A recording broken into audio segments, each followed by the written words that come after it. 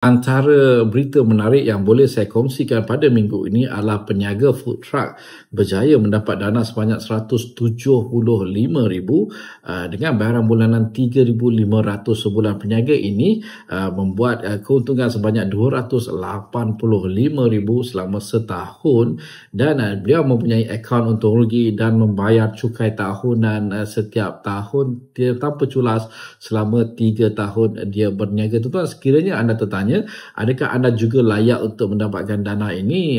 Saya bertanya kembali kepada anda, dengan komitmen baru RM3,500, adakah anda layak untuk membayarnya setiap bulan? Dan adakah anda dapat buktikan dalam penyata akaun untung rugi anda ada lebihan untung sebulan RM3,500? Jika jawapannya lah ada dan layak, mungkin anda layak untuk memohon dana ini. Dan kebiasaannya saya beritahu pelanggan, dana yang atas RM100,000 ini adalah dana untuk mereka yang berniaga serius, ada untung rugi dan ada bukti yang beliau mampu membayar balik komitmen baru sekiranya pinjamannya dapat diluluskan. Itu saja tuan-tuan. Dapatkan laporan pelapor kredit anda, lebih tepat lagi dapatkan laporan My Pocket anda untuk anda mengetahui kebolehdanaan anda anggaran untuk membeli rumah, kereta, pinjaman peribadi dan pinjaman perniagaan hanya di www.mypocket.my. Hanya RM50 saja untuk laporan individu dan tambahan RM100 untuk laporan syarikat anda. Seperti biasa dengan MyLoan, pinjaman anda menjadi lebih mudah. Assalamualaikum, salam sejahtera dan jumpa lagi.